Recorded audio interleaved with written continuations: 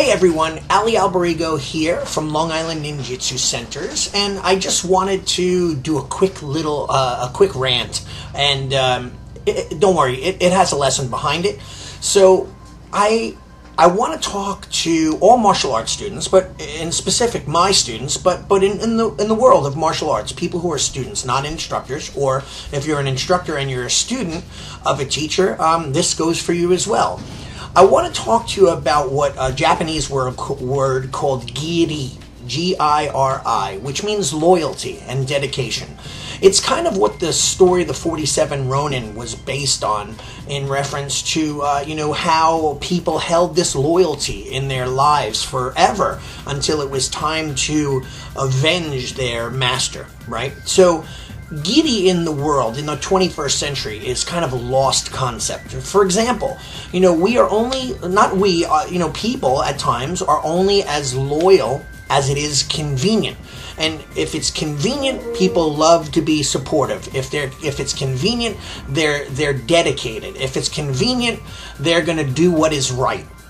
But that is not what martial artists do. As warriors, we have a code of honor.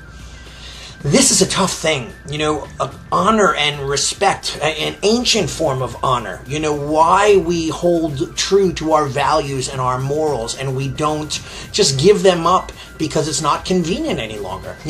For example, I have a group of people that have trained with me over the years, and sometimes they're parents or sometimes they're students themselves, adults or kids, and, they love me forever until they hate me. Just like that. They love me and then they hate me. It goes from, Shion, you're the best, you've changed my life, you've done this, you've grown my child, he had issues and he had no confidence and he was out of shape, and you've done all this over the last 10 years and he's a new child because of it, or I'm a new person because of it, and the martial arts you've taught me helped me, I met my wife in my school, in your school, and my entire life and being has changed because of what your lessons have, or the culture that you've built, or the school that you have has changed my life. Then all of a sudden, bam, something changes and things go wrong, and then people start to say, well, Xian's too hard on me, his school is different now, he's asking too much of me, and blah blah blah. But you know what, it's when the student decides that the teacher is no longer their teacher,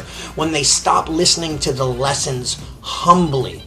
Right? And it's important for me to say this because I have an issue sometimes with certain parents where all of a sudden they love you, their kid's grown up in your school, and then you're still pushing them, because that's what we do as teachers. We push our students, push, always and forever, so that they continually be the student, or they continually are the student, and we are continuously the teacher. We sometimes don't just raise our hand and say, okay, you're done, your journey is done, move on.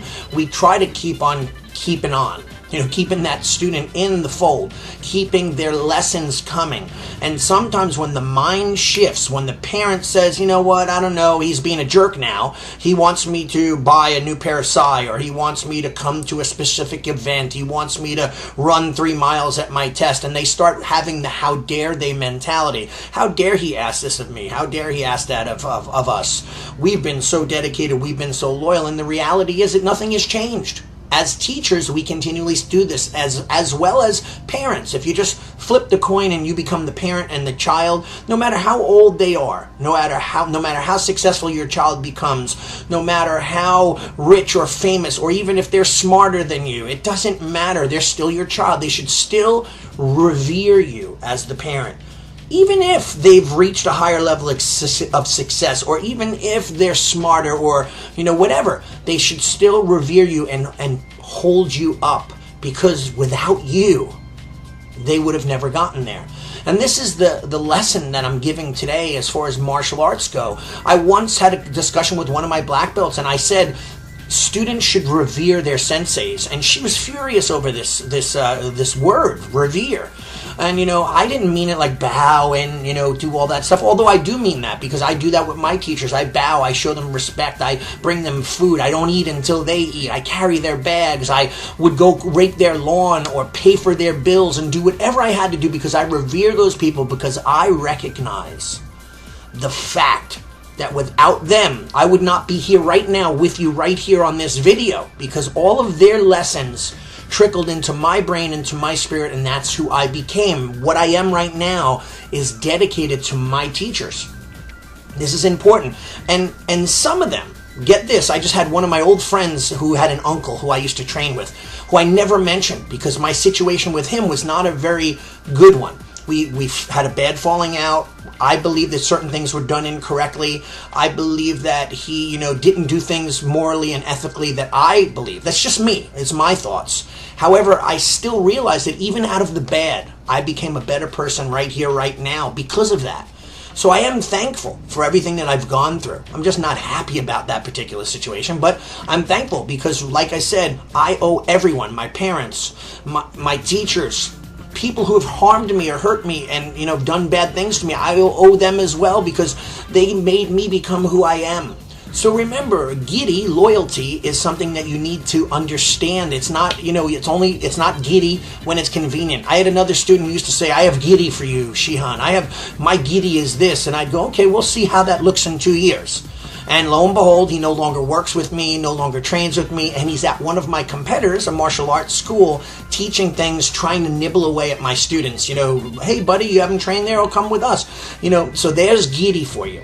He forgot all the things that I've done for him, and now it's switched, that change of the moment in which he started to justify his actions and give up the Giri and the loyalty and just not do the right thing, right?